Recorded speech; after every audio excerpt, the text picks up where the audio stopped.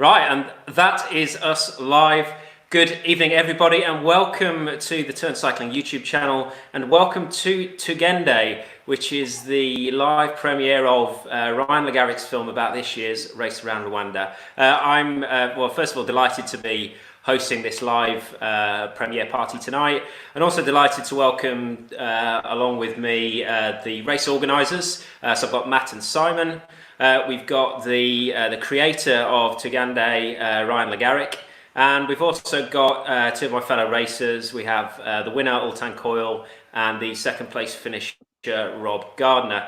So Matt, I think you were going to say a few words to kick people off. So Matt, over to you.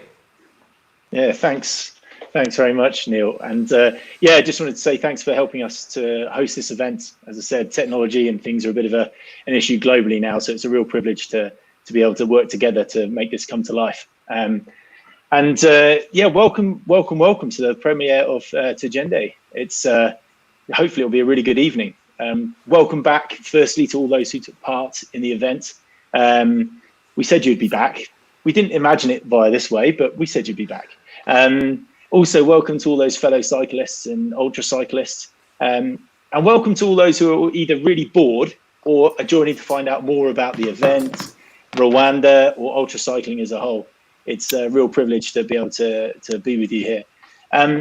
We can't actually, Simon and I were talking earlier, and we can't quite believe that it's only been 2.5 months since the race was in full flow. It's 65 participants putting themselves to the test over 1,000 kilometers in the land of 1,000 hills. They battled the weather, and there might have been the odd shower. The routes, it took in gravel, which occasionally turned to mud, and also tarmac. And lastly, they took on the hills. It's called the land of 1,000 hills for a reason. Each competitor was self-supported. They were on their own adventure. They were able to get a real feel for both Rwanda and hopefully the incredible people here as well. Tonight, just to give you an idea on what the agenda will be, some of you have seen it, some of you might not have. We're going to get a bit of time to speak with the director, Ryan Le Garrec, before premiering the movie. And then after the movie, you'll all have a chance to throw your questions to the panel. That will consist of Ryan, Simon, Ultan, Rob, and Neil, and yours truly as well. We'll be there if you have any questions. But we hope that by the end of the interview, the movie and the questions, you'll have a real flavour of the race, the competitors, Rwanda, and also I hope you'll enjoy it too. So fill up your drink. I hope you got snack in hand. And without further ado, I'll just hand over to Simon and Ryan to talk about the movie. Over to you, Simon. Oh, thank you, Matt. Well, maybe before Ryan, let's say hello to Neil, Rob, and Ultan, who were very kind to join us tonight. And actually, Neil is the one who made all of this possible. We had this crazy idea. We wanted to do a premiere, but then, of course, right now it's not possible. So I asked Matthew, I think, a couple of days ago, we not do it online. He would suggest, but then we had no clue how to do it. Luckily, Neil is a genius in YouTube, live, whatever stuff. So thanks a lot, Neil. Maybe this is already a good moment to shout out his channel. We are hosting this on his channel. He's posting a lot of very interesting ultra cycling related stuff. So everyone who is interested in this kind of things, make sure to how do you call it? Sign up or click the subscribe button. And then Ryan, are you there? Yes, sorry, my mic was mute. I've been having as I said yesterday, last minute connection problems. Everything works well in rehearsal and you're live and nothing works anymore. So I was just running around and getting the stuff. I think it's working now in a different room. Can you hear me? Things seem to work. I think. Yeah. Oh. I think I am difficult to hear. So I will. Okay, I just moved my mic and I will leave most of the talking to Ryan. I'll ask you some questions, but really, I just want to hear your story. So maybe let's start with how are you doing? Because I think the past 2 months, like between the end of the race and now, are not exactly how any of us imagined it to be. So, well, how are you?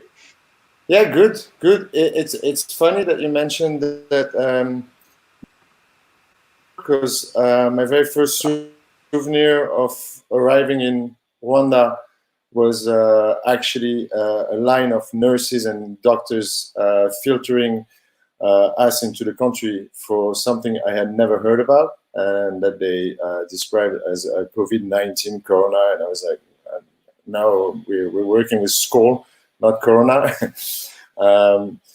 But that, I think, makes a lot of sense as an introduction about Rwanda and how it's a country amazingly well developing and with a very strong,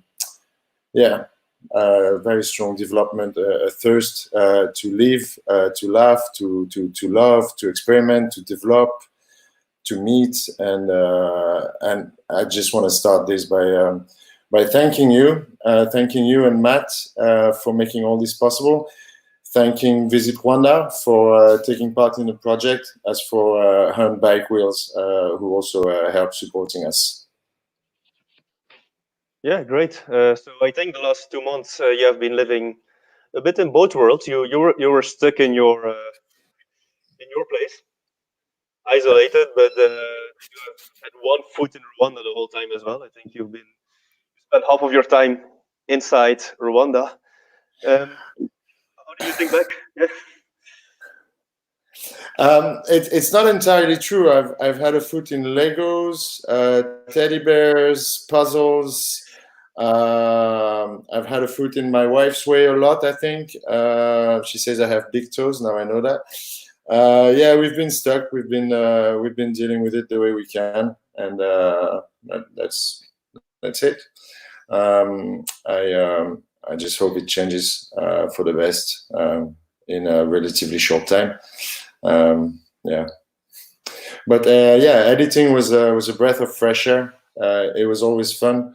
We wanted to I mean, you guys and ourselves, Lander and me, wanted to release the film much earlier, like I think almost a month ago, if not more. It turned out that it was actually quite hard to work, and there was also a feeling of not wanting to let go that very last shoot. Try to keep it as long as possible with ourselves. But very excited now to release it and to share it with everyone. So I think we met over a year ago in Oman. Yeah. Probably started talking. Well, you contacted me about you're doing a race in Rwanda, right? I'm interested in filming it. So looking back at that first email or that first message you sent me, and then now the product you're gonna show us. I mean, how does they compare? The vision you had in your head in the beginning and now the final product. The vision of coming to film the race in Rwanda? Yeah, versus what it was. Oh, well, there's a lot of fantasy when you think about filming a race in Africa. There's a lot of cliches bouncing up in your head. Even if you've been in Africa before, you imagine all those dirty places, all those plastic bags around. There's none of that in Rwanda. You imagine tough roads. Well, the gravel was especially tough, even though it was not planned to be so tough. But with the incredible bad weather we had, it became rivers of mud where it was supposed to be like quite smooth gravel. But the roads were amazing. We spent a bit of time before with Josh Ibit, filming and touring around the country, riding roads that were astonishingly smooth. I remember him after a very long hill looking at me and saying like, "Wow, this is like one of the best roads I've ever ridden on." So don't take my word for it, but Josh's been all around the world. I think he's been riding like kind of almost a world tour. So I think that is quite a statement, and yeah, that is like I think like I didn't imagine I would be like that frustrated not to actually have a bike in Rwanda, and I didn't imagine that the country would be so smooth, So somebody described it to me. I don't know if it was you, but somebody described it to me as the Switzerland of Africa, and there's a lot of truth in that. It's an amazing place to travel. It's an amazing place for adventure, for shooting or for riding a bike. It's there's an incredible feeling of safety. Like I lost my phone in a cab. My phone found me back with the cab driver half an hour later. Omar, who we see in the film, but we don't hear this story from him. He lost his wallet in a restaurant, I think, or in a small shop, and his wallet was brought back by another rider to the next village. A local had found it and got to that rider and say, "I think you're doing a race. You're one of those white men on a bike doing this race, and I think like one of your friends forgot that wallet." And of course, Omar's wallet was full of whatever was in it, and yeah, there's a lot of aspects I didn't really see coming.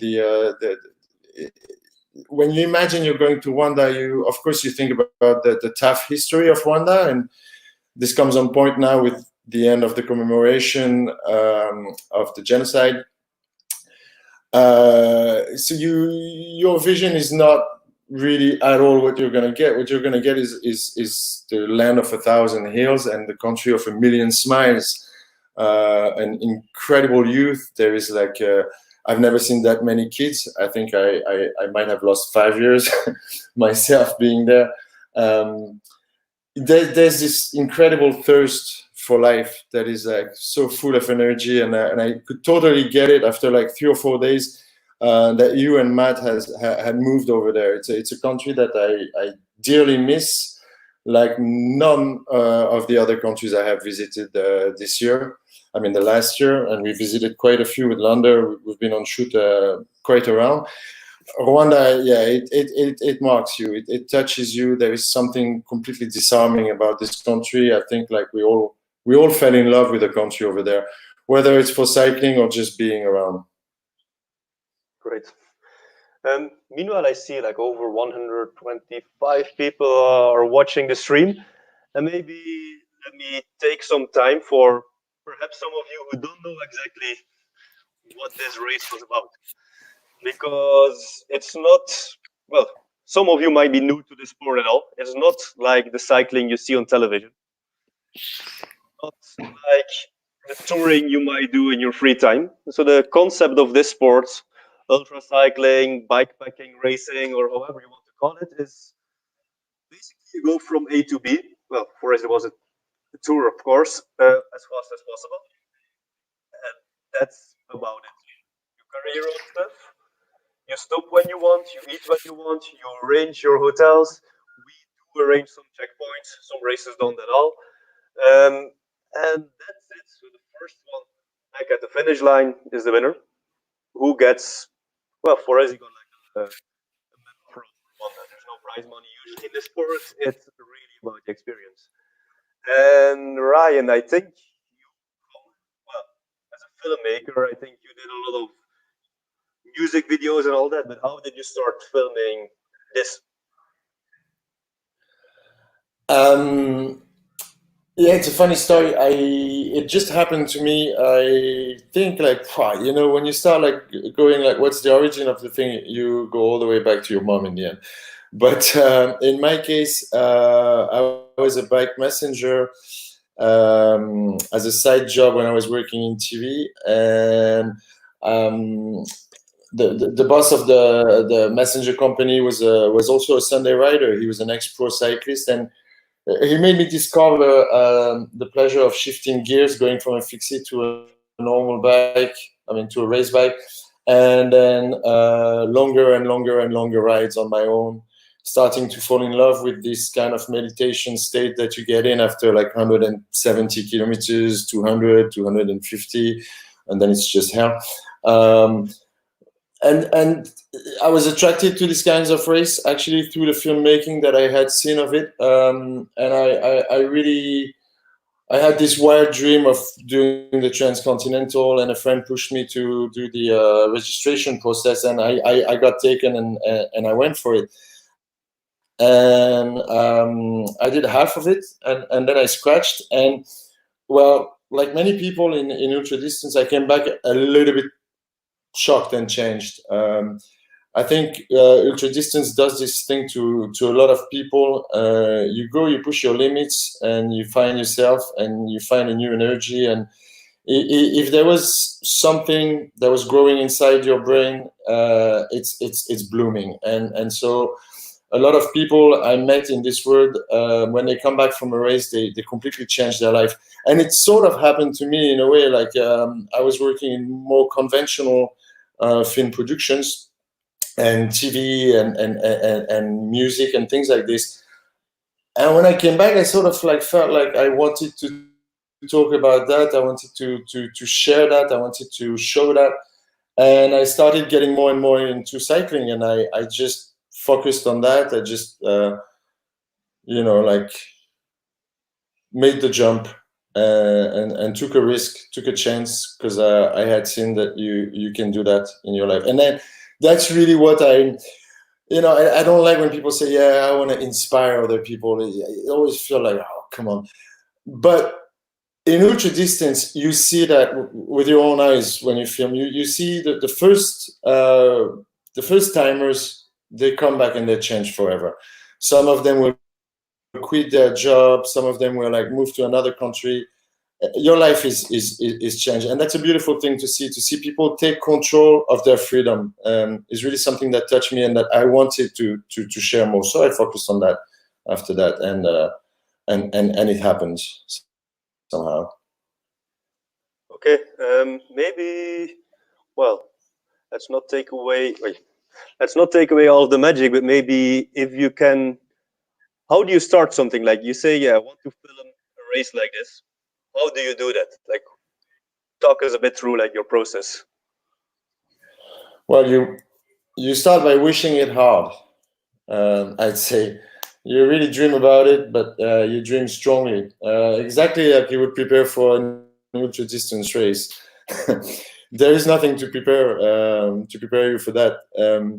It was a strong dream. It was like a wish, and it started very, very strangely. I just really focused on taking my camera on my bike, not even being conscious about it. I started taking pictures of my friends on rides, and I started hanging with my messenger colleagues a bit more than I was, because I wasn't working anymore as a messenger. But like I started making a portrait of a messenger friend, Karama, from Pedal BXL.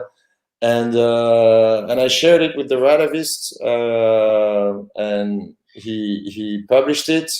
And a writer in Belgium thought I had some kind of a blog, or had heard that I was doing that, and he got like he got a last-minute problem with the TV that was supposed to follow him during the Biking Man race in Oman. And I was working for TV. I was doing like a lot with cycling on my spare time, and he just got in touch with me because his girlfriend knew about me. So I thank Alison Bett and Xavier Massard at the same time, and Axel Carillon from Biking Man, because honestly, like, I wished it, and then that first race came, and it was a godsend. It was like, oh my God, this is not possible.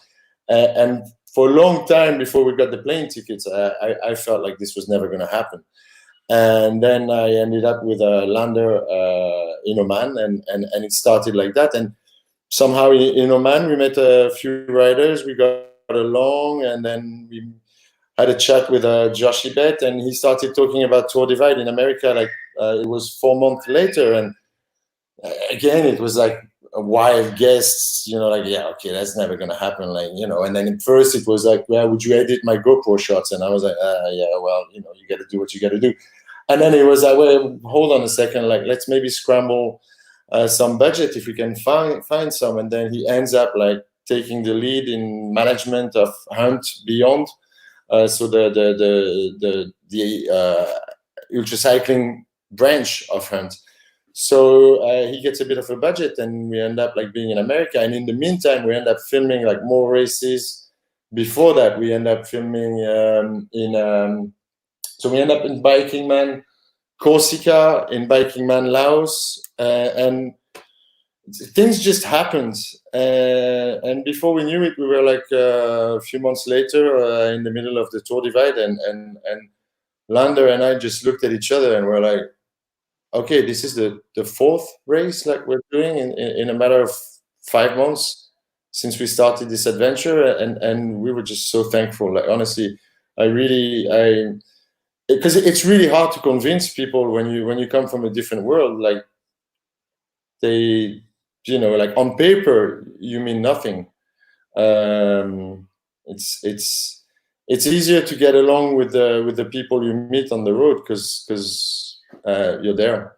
I don't know how to say. So like meeting people like you, meeting people like Josh helped a lot, and well, like I heard, it's not about what you know, it's about who you know, and we started meeting more and more people, making more and more friends, and this is a big family, and then we end up in Rwanda and with you making this film. I don't remember. Well, I mean, I'm sure you answered it. I see also that Lander has joined us in the live chat. Maybe because you always work as a tandem on this kind of races, right? I mean, you've all done them with Lander, so how do you work together? It's when Xavier contacted me to go and film in Oman, I knew I would need someone. I knew I couldn't do it on my own, and I knew I would never want to end up in some car without having control. And I knew I needed somebody who can fly a drone, who can do a lot of things. And Lander was already started as a filmmaker, working like with little productions. And we had been bike messenger together, and he had done a bikepacking trip. So like me, he could understand what was going on with these guys and which mental state they were in when we were approaching them. And he was just the craziest guy that I could think of, but the most fitting for this kinds of shoot where you work like 25 hours a day, where you eat on the go, where you don't have a shower for 3 days, sleep rough on the side of the road in the car, and then wake up like every 5 minutes because you get to. I couldn't think of someone better for that, and I'm very fortunate that I was right, because he's been incredible at hanging on the rhythm. And the funny thing is that I don't drive, so Lander ended up like having to do like all of the driving, and I wouldn't trust anyone else with my life than him. I know that he can drive actually like about 56 hours straight, during which he will also film, and he whines at me for not driving. So I've actually ended up driving in most of the countries we were, so that his drone shots could be a bit longer. But how we work together, I direct the film, and Lander works like a producer. He makes things happen around it. He's got an incredible feel for those races and for shoots to smell when things are about to happen, when they're about to happen, and where they will happen. I can anticipate the riders. I can know like, okay, they're gonna stop there at this gas station. So I showed him that because I knew it from having been in the situation. I was like, it's been 50 kilometers now. There was absolutely no stop nowhere. Here's a gas station. Let's just park here. Somebody's gonna pop up in about like 2 seconds. Even when you don't have the live tracker working anymore, you can sort of figure out those things, how long they're gonna take to climb. And Lander got that in a day or two. And then he had all the other things that he has, like a great communication skills. He's very comfortable with people, and he smells it. And then he's a wizard with gadgets. He told me about camera I had never heard about, like the GoPro and the Osmo and he's always like on top of those things. Like I just discovered his Instagram and small compact camera like a year ago, thanks to him. Nice. Yeah, so I think in a couple of minutes we are going over to screen the movie. Perhaps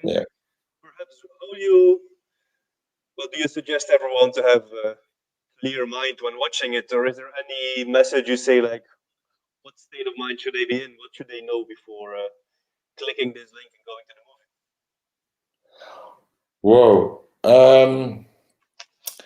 Well, unlike our previous film, which was the length of time about Josh Ibbet's Tour Divide, this is a bit less long, and this is a bit, I think, maybe a bit less hard to watch. So they should definitely chill and have a beer and some snacks, and yeah, I hope they enjoy it. I really hope people enjoy it. It was a great experience. Short races are a very different beast than long races. When you're on the Tour Divide, you cannot film a lot. You cannot approach the riders too much because it's very, very tricky. So basically, we would film Josh like maybe twice a day, 20 minutes here, 20 minutes there, and we would spend a lot of time avoiding gravel roads, which we couldn't drive.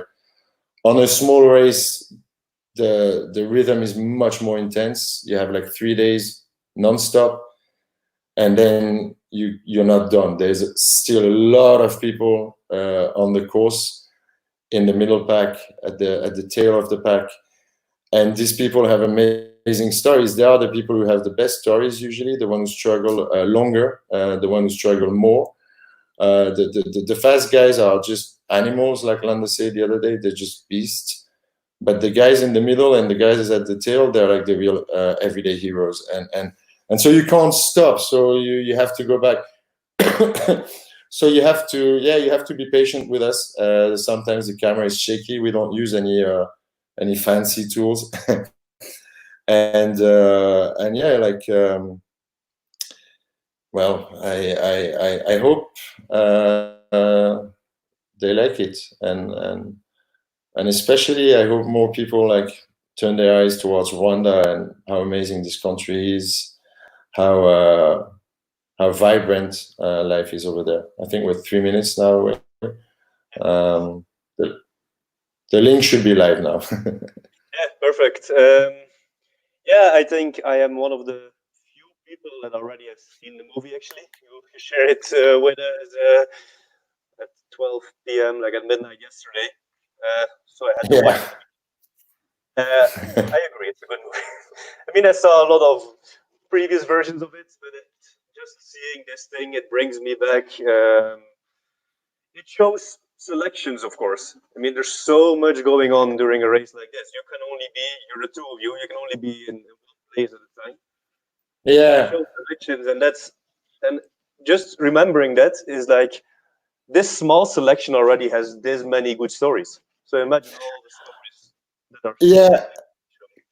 Yeah, and I think that's also another thing I'd like to put out there is that to thank the riders for welcoming us, for letting us be part of their story, and also to apologize to all the riders who told us amazing stories, but that we couldn't fit in this film. We might have some bonus later. I know we have a few stories that we didn't put in there. You got to make tough choices at some point. But I'd love to thank everyone who's watching and everyone who's going to be watched in this film, because they did an amazing job, and they were very kind to us. Same with the race organization, you and Matt, who did a brilliant job for a first race. With the little experience I had in few races before, I was really blown away by this first race and how successful it was. And a big thank you to the Rwandan Cycling Federation for their welcome, and to Visit Rwanda for helping us along the way, especially to Calixte, who helped us a big deal and was always nice to deal with, like a huge smile. And anyways, big shout out to everyone in Rwanda. I hope the commemoration went well, and we miss you all. We miss you all. Okay, I think it's time to watch this movie. We will share a link to a different channel, actually. So it's not on this live stream. Neil, maybe you can walk us through it. Yeah, so the link to the movie is now live. It's in the chat comments. We've also posted it down here. That is on Ryan's YouTube channel. So please click on that, go and watch it. It's just over 50 minutes. Get yourself a beer. Or popcorn, or both, or whatever. We'll be leaving this link live, so do come back here in 50 minutes. We got a Q&A. Simon and Matt will be asking Ultan, Rob, and myself questions about the race itself from the rider's point of view. And we welcome questions from all of you. If you've got questions for us, if you want to know what it was like racing, then do come back and grill us. We will all be here. Go and enjoy the film. I haven't seen it yet, so that's what I'm going to go and do now. And we will see you all in 50 minutes.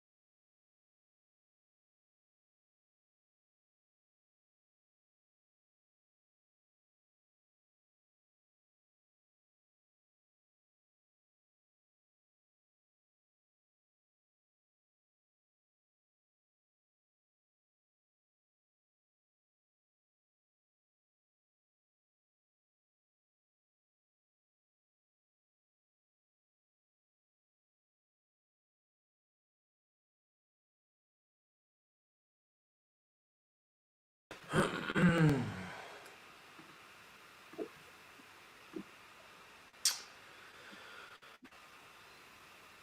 there, how you doing? Well, welcome back, everybody. I hope you enjoyed that. That's the first time I've seen that, and oh my goodness, I so want to go straight back to Rwanda. That was amazing. Ryan, absolutely fantastic job there. So now we're going to go into a Q&A. We've got, obviously, as you've seen from the film, we've got, well, we did have first place finisher Ultan. He's clearly still getting himself a beer, and we've got Rob Gardner second, and myself. So open Q&A, fire questions into the comments. Simon and Matt are going to host the panel, and they wanted to kick off with this question from Francois. So there we go. There's the first question of the day. Yeah. So will there be a race around Rwanda in 2021? I mean, of course, these days we can never say 100%, but yes, we will be organizing one. It will again be the first week of February. This year it will mean actually that it will start the end of January. That will be 30th or 31st of January and run into the first week of February. More than that, actually, we are planning even more events. We have a gravel race coming up in Rwanda, just a one-day 160k race. It will be in August, so I'm afraid most of you won't be able to travel here. So all you Rwandans here listening, 22nd of August, I believe. And then one big event is Rwandan Epic. It's a 4-day stage race, mountain biking, happening in November. Matt, I think is the 21st of November, right? Yep, that's right. So It'll be in that week coming. Yep. RwandanEpic.com for more info. So yes, there will be a race around Rwanda in 21, and there will be many more things even in 2020 if the situation allows us. Yeah, and on that, for other races and other things in the region, feel free to reach out to us. Obviously, we're here, we live here, and we ride here. So yeah, we can link you in with all things. But there's lots to come in Rwanda for sure. It's quite interesting. Go to the next question, actually. Or should we wait for a few more minutes and wait for Ultan to get back? I think we have a tire expert here, so I think yeah. I was going to say, we'll put this on to Neil. So Neil, you might have had a chance to see from Poly P. Hang on, let me just find the question. It's at 7:53. I don't feel qualified to answer this one, Neil. I think you may be the expert. I definitely don't give good advice. Well, to read it out for the rest of the people. Hello from Drogan Sveg. I probably got that wrong. The question is, how do you select your tyres for races like these? Experience, trial and error, or trial and error of another race? Question mark. So Neil, I think, Well, I think all of those plus a little bit of blind luck. I mean, you go on the experience you have from other races. You know what works in certain conditions. You know kind of how wide you need to go, how narrow you need to go, and generally ultra racing always kind of wider tends to be better because it's more comfortable. I think when we looked at Rwanda, the big question was, what was the gravel like? Was it going to be pretty gnarly full-on gravel, or was it going to be really fast, smooth gravel, or kind of fast, smooth mud? And I think I'd gone in with a certain tyre choice, and that was very much focused on being fast over the gravel and anticipating a fair bit of mud. And then after Josh had done like 4 days riding with Ryan and Leander beforehand, and he was like, "Oh yeah, the mud is, or the gravel's really, really smooth. You don't really need gravel tyres." And I'm like, they're going, "Oh, that was a big mistake." Anyway, and then it turned out, as we were doing the rider briefing the day before, the heavens opened. thunder and lightning, massive thunderstorms, and suddenly, you know, those guys on anything less than kind of 35 mil proper gravel tires were looking pretty sketchy. You know, we saw in the film that, you know, one of the local Rwandans did it on 23 mil tires, and how he made it round, I have no idea. But yeah, with something like Rwanda, it's a case of no one's really got the experience, so it was a bit of a shot in the dark. But you know, next year we'll go back in with a lot more information. There was actually landslides in Kigali on that night.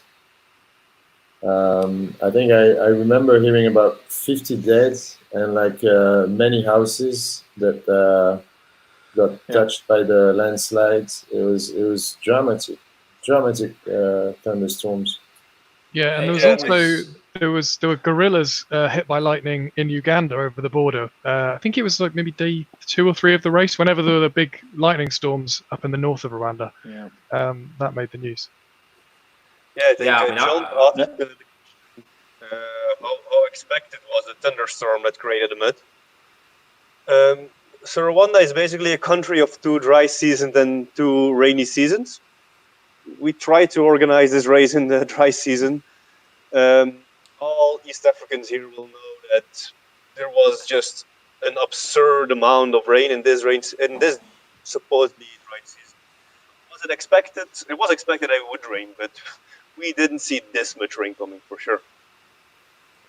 Yeah, I mean, I know that you'll have seen in the kind of the last hours before finishing for both Rob and myself, we were pretty much well caked in mud, and that last night that we were racing through was horrific and nothing that we expected at all. And I remember speaking to Matt or texting Matt and Simon after I got to the end of the mud and back onto tarmac, and I was just like, this is ridiculous. What are you doing? This is going to take everybody days to get through.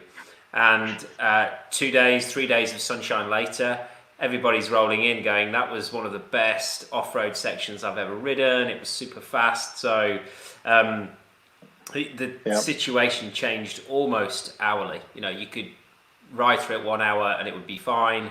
6 hours later, it would be an absolute mud bath. And then 6 hours later, it'd be fine again. So yeah, lots of change. Yeah, and I hope that answers your question, John. The next question's from Nick Headley. He said, I've not been to Africa before. Sounded like a few vets haven't either. Do the riders feel they got underneath the country while they were racing? Or would they recommend wrapping into a longer trip? I'm not sure. I know, Rob, you had to shoot off fairly quickly. Oltan would be great here because he stayed on with his girlfriend for another week's holiday and did a lot. This could be magical moments. Perfect. So Oltan, the last question was from Nick, was saying he's not been to Africa before. A few people, it sounded like they hadn't either. Did the riders feel they got underneath the country while racing, or would they recommend wrapping into a longer trip? So I know you did both. You did the racing and the staying along. So could you answer that, please? That'd be great. Yeah, I think definitely you have to stay on. You get one sense of it when you race around it, but it's a very skewed perspective if you're just whizzing through villages at speed. But yeah, to take the time to soak it in. So basically did we have another week or 10 days after it? And we just did the same loop, but really slowly, and went to like national parks and saw chimpanzees and all the animals. So yeah, without a doubt, turn it into a holiday, not just a cycle thing. Fantastic. And Rob, actually, we haven't really heard from you too much, but did you feel you got under Rwanda? I know you've been here before, but how was the cycling side of things for you? Yeah, I'd been before and never cycled, and then I spent a few days before the race started. And I think I agree with Oltan. The perspective you got on a bike, it is great because you really felt that you've slotted right into the kind of cycling culture in Rwanda, because almost all of the other traffic was on bikes or on foot. But definitely to get a bit more kind of sense of perspective of where Rwanda's come from, and kind of the it's quite a complex country. I mean, you know more than any of us, but with the politics in the future, it's quite interesting to spend a bit of time digging into that. 'Cause it's it's fascinating where it's come from only like, what, 20 years ago? That's good. And actually, I'll put this one again for some of the trainers, but it'll be good to hear from all three of you actually briefly. From Matthias says, hi from Belgium. I was wondering, how did you guys prepare for the race? So maybe we could limit this to the top 3 preparation tips each, very, very quickly, because I know it takes a long preparation and it's kind of a continuous cycle. So maybe we can start from Neil, go to Rob, and then to Oltan. That'd be great. Yeah, sure. And you know, this is my job as a cycle coach, is getting people ready for races like this. And we saw Omar there, who I've been working with for a couple of years. I think there's the how do you prep for an ultra race in general, and I think the key is, yes, part of it is the physiological preparation, which is getting ready for riding long days in the saddle. But there's also there's logistical preparation, there's mental preparation, you know, knowing what to eat, when to eat, knowing what you need to carry, what you don't need to carry, and all those kinds of things. So don't just focus down the can I be physically ready, because being physically fit is only just one element of it. But then I think with this race in particular, it's how do you deal with the uniqueness of Rwanda, because this was an experience that was not like any other ultra racing experience I've had, and I think a lot of it came down to how well you dealt with the rain, with the thunderstorms, with the fact every time you stopped in a village you had like 20 kids around you going mazunga mazunga, and it's hard to kind of prepare for that. So you know, you have to kind of just imagine and visualize in your head in advance what's it going to be like, and be ready for that. Over to you, Rob. I'm not a coach by any means. I'd say that the only kind of thing I took away from this was that I was horribly underprepared, because I fell off my bike and I was ill. So, you know, all of that kind of peak training period a month before is just completely gone. So I just basically made sure I was as fresh as possible. And I think it's important not to try and cram in last minute training if you're not, you know, feeling at your absolute peak in terms of fitness. Then at least make sure you're as well rested as possible. And I felt pretty fresh going into the race, and that definitely helped. Yeah, Oltan. Yeah, I tried to figure out weaknesses that I found in other races, whether that be back pain after a certain amount of time or whatever. And then I went to the gym like 2 or 3 times a week on top of training, just to start doing weights and to try and strengthen my body up so it could cope with kind of high loads over the course of a few days. And I found that really helped. But in terms of riding, I didn't do anything super specific. I just tried to ride more in the lead up to it, but nothing too structured. But I'd also say, whatever you don't prepare, you will be found out instantly. Like if you don't figure out how to use your equipment, all that stuff, you'll never get lucky and just get round it. So you get found out instantly if you haven't done your homework. So you kind of have to be on top of everything in terms of what you're carrying, and the security of carrying everything you need versus taking risks and trying to save weight. Rob, I think I remember you said you didn't carry any inner tubes. Is that right?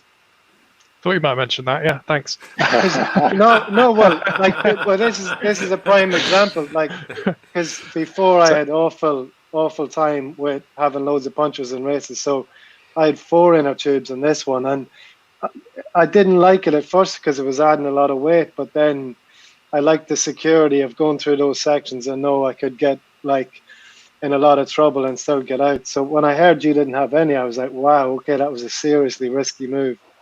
It is, and I think I completely agree with you what you said in terms of if you don't have at least the ability to kind of get by for a short period, then you're pretty screwed, because something will happen. But I have to say, I've been riding tubeless tires. Well, I don't know, I've ridden like 15,000 Ks on or something, and I've never had to use an inner tube.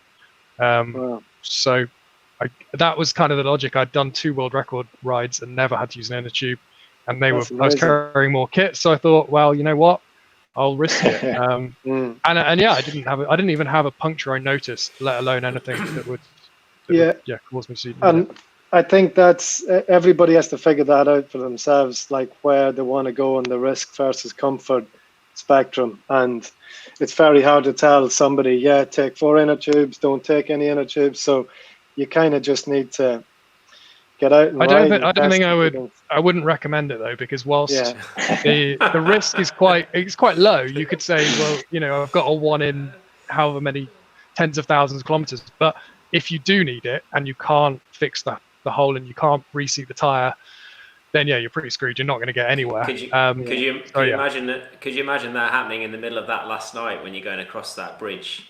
And wouldn't have made any difference. I was carrying the bike anyway. So. don't give him nightmares and flashbacks. So that's the one time I felt really unprepared, was that night when, you know, I was chasing Rob down.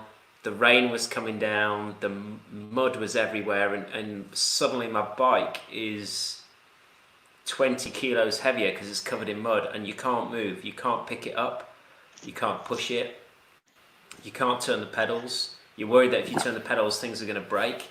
And that was the one moment in the middle of the race where I was just like, what do I do now?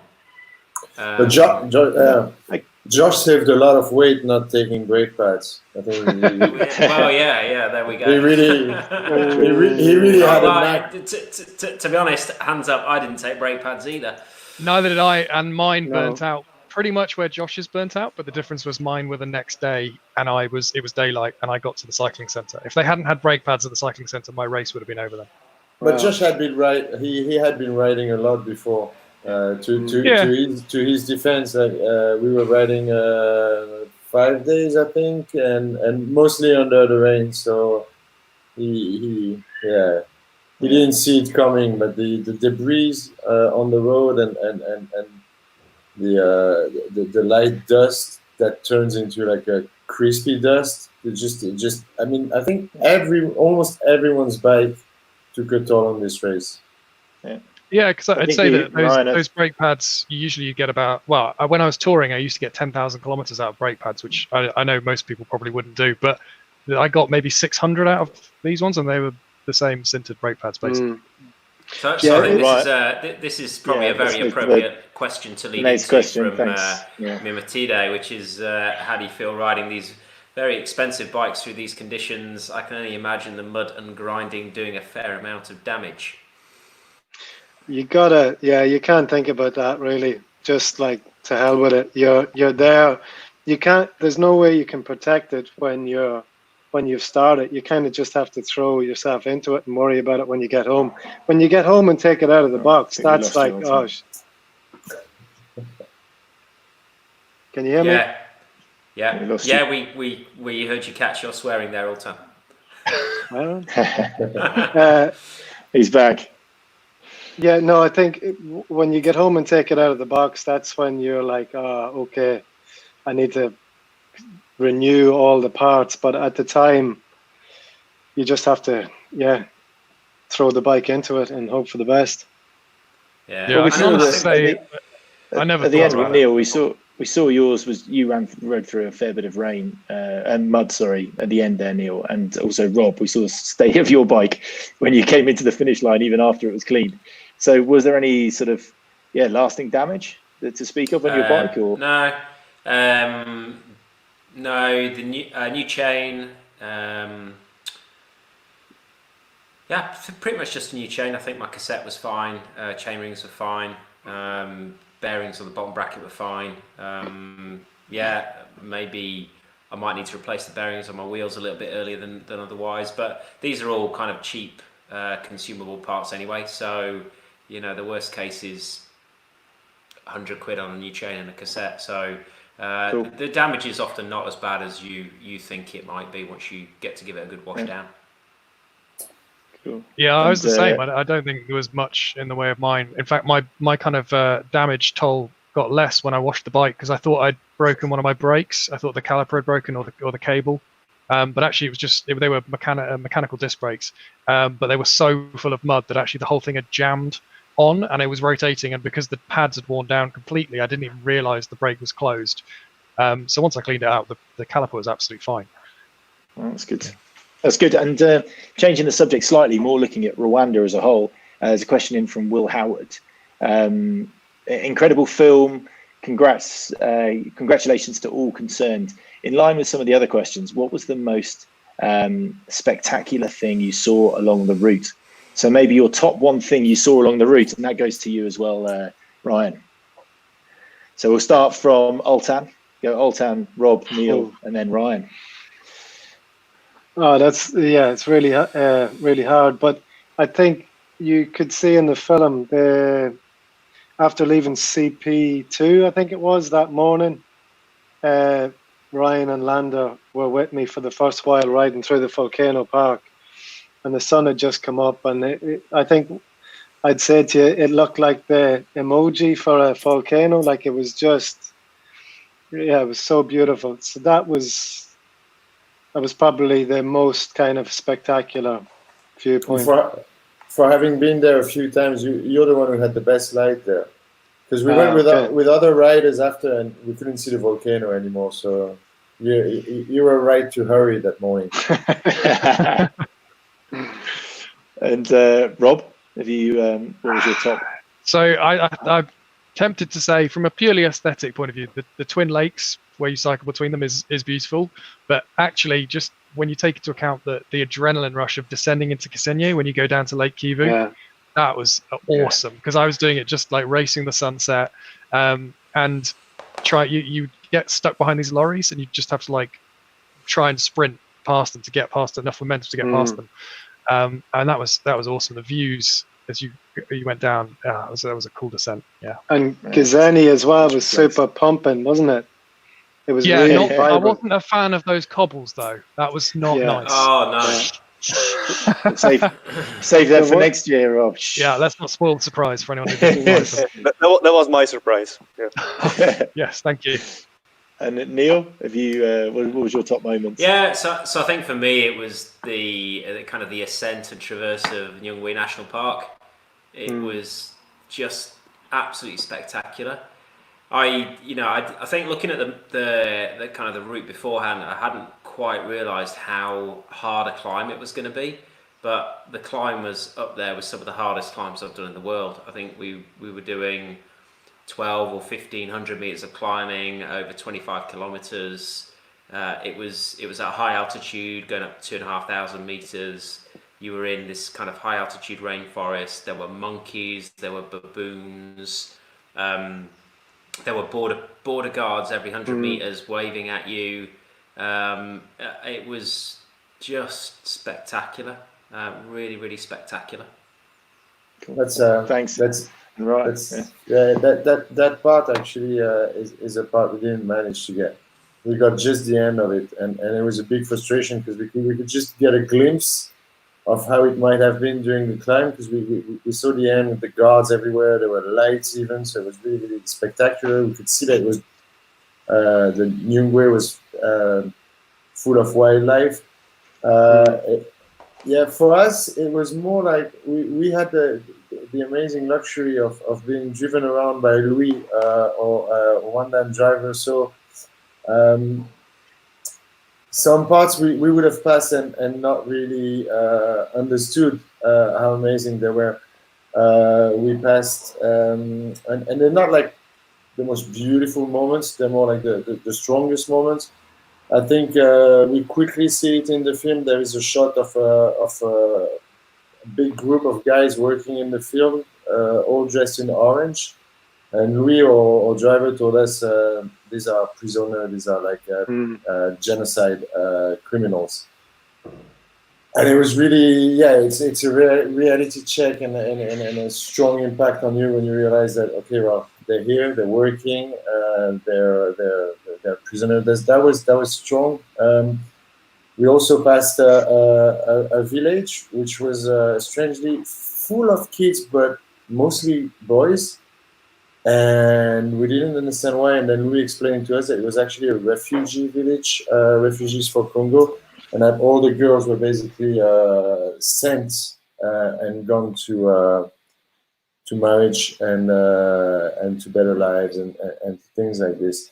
I think these were the two strongest moments, and there we join back the feeling from the riders is that like you go through those countries or those regions so quickly that you actually just get an arrogant glance at them, and you wish you could have like spent a bit more time. Like for us, the refugee village, also the little wedding we filmed. Like we passed a little wedding on a gravel section. I still kick myself in the arse for not stopping and actually like just taking the time to meet those people instead of stealing a shot like this and just hammer in the V8 to catch some Muzungu white guys doing gravel. That felt a bit strange in the end. Yeah. Well, thanks for those. They're really impactful as well, Ryan. So I appreciate you sharing with those. Probably got to, Neil, we've got time for, I think there's 2 or 3 more questions. Yeah, then we've got 2 or 3 questions Yeah, in the so- queue. Yeah, Jorn has piped up with, there was a route change, you are right, just after Oltan made some choice remarks on the video. So the question mainly for Neil and Rob is, do you remember what you thought when you read the news about the route change? And actually Oltan as well can answer that. Yeah, of the 3 of you, only Elton has passed that part because Yes. that was during the night of the really heavy rain, and I think part of the course was just almost impossible to pass. I think I didn't think anything about it when I heard it, but then later I wasn't sure who had done it. So there was a 2-hour time bonus if you'd already done it, and I didn't know who had that, and I was like too wrapped up in just cycling to bother to ask any of you guys. But actually, it turned out afterwards that Sean did have it, and he, until checkpoint 4, he was within 2 hours of me. So yeah, it could have been interesting if his neck hadn't given out. I think that would have been really interesting. I just thought, thank God for that, because I got to that part at about 10 o'clock in the morning. I'd got like 3 hours sleep in a hotel on the first night to hide from just the most torrential thunderstorm. I'd got going at like 2 o'clock in the morning. I'd been riding hard. The weather was, the track was pretty awful, and that bit through past the Twin Lakes was just horrific climbing, like climbing these insanely steep roads and tracks. And by the time I got down to where we would have had to go all the way back up again, along and down, I was destroyed. So yeah, I think I got the message about an hour before I got there, so I was just thankful. Delighted, really yeah. thankful. Yeah, and I think it was one of those tough decisions, and after feedback from Oltan and seeing the weather, which we discussed earlier, the weather was pretty freakish, to be honest, here, and it caused a lot of sadly loss of lives as well. So it was one of those calls we didn't want to make, but there was getting the feedback from the riders who'd just done it. It was kind of a no-brainer for us, unfortunately. Oltan, you were about to say, sorry, I cut in. Yeah, no, I remember looking on the route and seeing this like crazy steep section, and I was like, oh, maybe that's a mistake, because you can never really ride with GPS too much, And then after the day we had, and going through all the mud and all the rain and everything, and then to get hit with that, it was like, oh Jesus. I was expecting, like, because your concentration had to shoot back up to like high alert, and that was probably physically, you can plod up anything, but when you have to really pick your way through stuff, take your shoes off, cross bridges, carry bikes, like it becomes quite a lot to take on. But like all the sections, eventually you get to the end. But yeah, it was interesting. Well, we, as I said, still really appreciate your feedback live on the course, and definitely from Sean. He gave some really good feedback that allowed us to make that needed change. So that was good. That was really good. A couple more questions. Gavin Scott, what piece of kit did you not take that you wish you had taken? And conversely, what piece of kit did you take that you wish you hadn't taken? So maybe that's a quick one. that we could fire to Neil first. So just one piece of kit you wish you had taken, and one piece of kit that you wish you hadn't. I have to say I am struggling with this one. This was my 10th race, so by the time you get 10 races in, you get pretty good at what you need and what you don't need. The only thing I really struggled with was I forgot to bring contact lenses, so I was limited to, because I have some photochromatic prescription Oakleys, but they go a little bit too dark at night, and I forgot contact lenses to wear that I could put in at night. So that was kind of the one thing I wish I'd had with me, because I had to wear my normal glasses, and then they're not great for riding in, and it was it was muddy and sandy and gritty. So yeah, that's kind of what I was missing. And in terms of what I took but wish I hadn't done, kind of on the same theme as the muddy gritty stuff, I took a brand new GoPro 8 and managed to scratch up the lens really badly. So I wish I'd not taken that, but hopefully I will have my own film live within the next 3 or 4 days, which you'll be able to see here. So hopefully it was worth taking, even though I'm regretting the damage to it. Cool. And quickly, Rob, 2 things. I would have taken a USB charger. I had a Dynamo hub, and it was the first time doing a race on it. It did after I'd switched that cable, it did work fine, but it just doesn't provide enough power. I like being able to charge stuff when I do stop, so that was annoying. And I bought one on the road, and it was obviously rubbish. What I wouldn't have taken is my power pedals, because I tested them when I got back. So they stopped working after a day. But I tested them when I got back, and they were under reading by 40%. So I paced my first day. I kind of ignored my power readings and went off heart rate, but it's really disconcerting when you look down and you're doing like 120 watts. You're like, this feels a lot harder. So I would have just left them behind and done it all on heart rate. They actually did more harm than good. Cheers. And Altan, quickly for you. Yeah, no, I'm struggling with this one as well. I think I'd probably just go with 2 inner tubes the next time and leave 2 at home. But that's all I can think of. Everything maybe else you could give me one. That's against. I'm gonna. There's a reason you came first. I'm gonna There's add a this reason you answer came in. first. Somebody missed their swimming wings. Yeah, 2 more questions. All right, 2 more questions to go. Yeah. So the first one is, Stebbs, are the cyclists taking part in any other races? So anything else? Obviously, it's quite hard with the current climate. I'm sure there's lots of desire to take part in races, but over to you guys. Have you got anything booked in? Has anyone? Hands up if you have. So potentially. Sorry, go ahead. Who? Me? Altan? You want me to talk? Go on, after you, Altan, you've been with me. Go on, you go first. There's a race down in the Pyrenees called Further that apparently is still going ahead. Whether it does or not, I don't know, but it's due to take place in August, and it's a kind of multi-terrain orienteering thing over the Pyrenees. So that's all I have in. Cool. And over to you, Rob. Is that the one Emma Pooley won last year? That's it, yeah. The only one I'm considering doing is the one I did last year, which is the 2 volcano sprint, which is last year it was from Vesuvius to Etna, but I think they're reversing it, so it's going to be Etna to Vesuvius this year in Italy. Again, that's technically happening in October. I imagine if it does go ahead, probably literally every ultra race out there will do it, because it's probably going to be one of the few ones that does happen. So I was down to do TCR number 8, and that has been pushed back to next year.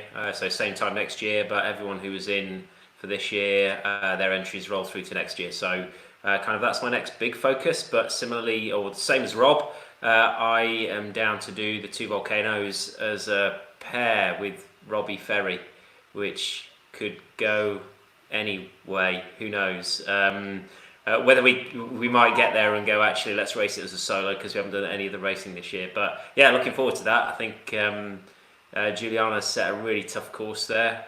She's brought it forward by a month from last year, so hopefully it won't rain as much, but a lot of climbing.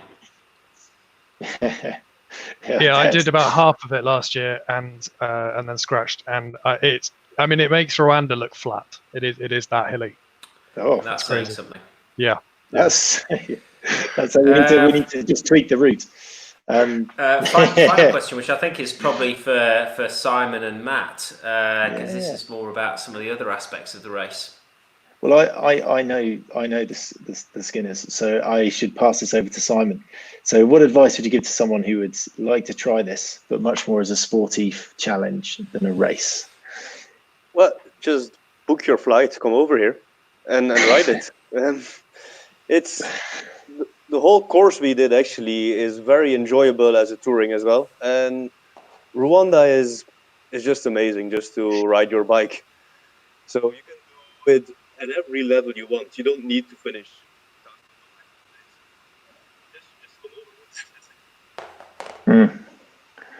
Yeah, and I would add on to that is if you're just looking at endurance stuff in general, there's no time like the present, and there's no time like, well, obviously, depending on your restrictions of where you're living, in terms of getting out and just pushing yourself and see if there's a local club, seeing if there's a local sportif, seeing if there's a local event you can do that's longer than you normally would, and then get involved in that community, speak to people. I'm really a novice compared to the other cyclists here, including Simon. So it's you just learn. Everyone's really friendly. Everyone's really put your arm around you, give you tips, and make you feel part of the family. So just getting involved and giving it a go is my best advice. I don't know if anyone else wants to add. I think the only thing I would add is I had a few people that I knew doing the journey, which was kind of the less competitive aspect of the race around Rwanda, and the feedback I got from those people was it was such an incredible adventure.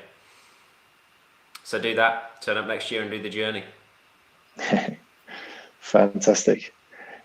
And I think that's all the questions we have, which is fantastic. We managed to get through them all. If anyone has any more questions, feel free to, as I said, you've got the contact details for Simon and me if you've got questions about Rwanda, but also feel free to get in touch with us if you want any other questions answered, or Neil. I have a question. Oh. What's the route like for next year? Can I say to be decided? The same or different? Come on, give us something. Well, fewer cobbles.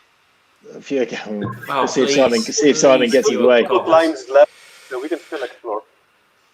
Yeah, there's as you saw when you guys were here, the number of gravel tracks here is just, you would never say, even if we've lived here for 2.5 years each or just over, and you're never going to get round the gravel track. So we did the initial course because it was just taking you to beautiful parts of the country, but to tweak it, to adjust it, to alter it wouldn't take much. But you're guaranteed for next year you will still be experiencing the country in full and getting in some amazing places. So yeah, don't worry, Oltan, don't worry. Similar ratio of like 70% tarmac, 30% gravel.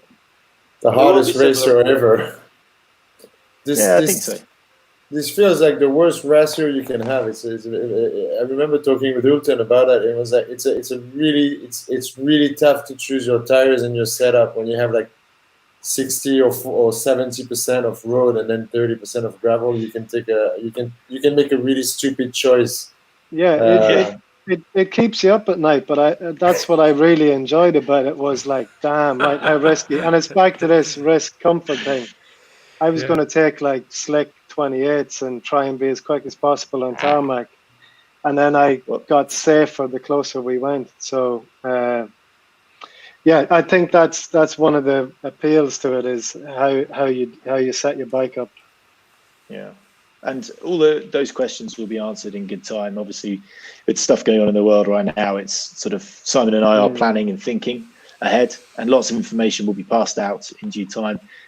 Simon, as he said earlier, when people were coming back online, the race is going to be starting on the 31st of January next year, and it will be a similar format, but as you said, we'll tweak the route and we'll throw in some surprises, no doubt. But register your interests, contact us, and just stay in touch through racearoundrwanda.com, and you'll be able to get all the updates that you need over the summer in preparation for the January to February race. So yeah, no worries on that front. Yeah, Brilliant. and Cool. I think if we're finished with the questions, just a couple of thank yous again, mainly to everyone for listening in from a personal perspective on behalf of Simon and me, especially. None of these events happen without people getting involved and putting themselves out there and having an adventure. And it's genuinely amazing to see the people who came, had an adventure and leave. And we're eternally grateful because you gave us such an adventure during that and such a challenge. So really thank you for all the people who took part. Even if you weren't captured on the video, honestly, we will remember it forever. It was absolutely incredible from our perspective. The second thing was for Altan, Neil and Rob to take the time to come on and to share some questions, to sort of give their perspective on things. Really appreciate it for you guys. So cheers. And the last two thanks, the two sort of biggest thanks, I suppose, one goes to Neil for hosting us again. It's been, Simon might have a couple of words after this, but Neil, amazing. To make this work, I would never. I'm okay with technology. I'm okay with technology, but this is honestly an absolute treat. So, well, what I would say so is hopefully this works, and hopefully people really enjoyed the format. And I know you got one more thanks to do, but what I would say on that is, it's been really good fun. Go share this man's video, this film. Go and sign up for Ryan's YouTube channel because that film was amazing. Share it with your friends. Send it to everybody. And if you did enjoy this, then please do subscribe to my channel as well because I do more of this, and we want to share the ultra racing and bikepacking love. Yeah, Neil, you didn't have to steal the thunder. I was just about to say, please subscribe to Neil's channel. Okay. Well, look, there we go. We can say it twice. Yeah, we can say it twice. Definitely, honestly, do because and especially for those who are interested in ultra cycling or just cycling in general, just do it. He's got some great knowledge, and it's a great place for resourcing as well. And then the last thanks, from start to finish, all the work behind the scenes for this movie. Simon and I, especially Simon, because he was working really closely with Ryan and with Landa, it's just amazing to see the work these guys put in. Unbelievable amounts of work. The cyclists do their bit, they turn up, they have their adventure, but the selfless act of just putting this movie together and videoing, like I say 25 is an exaggeration, but in terms of every hour of every day, they're thinking movie. And I hope you'll agree is just absolutely incredible. So please share the movie, like the movie, and look at some of the other stuff that Ryan's done because it's amazing. So Ryan, from Simon and me, thank you so much. Thank you. Appreciate it. I appreciate it a lot too. Thank you very much. No worries. And happy birthday to Simon. Happy birthday. He's run off already. He's gone off for his birthday drinks. That's it. Yeah. Does the Zoom chat for his birthday drink start now? Yeah. I was going to say he's got a party in his other bedroom. Cool. All right. Thanks, guys. Right. Thanks everyone. Well, look, thank you, Cheers, everybody. guys. Thank you for joining this. Thank you to all of the people who've come along supporting. Thank you to everybody who joined us for this amazing evening. Really enjoyed it. And we will see you all soon, and hopefully we'll see you all in Rwanda end of January 2021. Stay in touch. See you guys. Keep safe. Cheers, bye. Cheers. God Bye-bye. bless. Bye. Bye.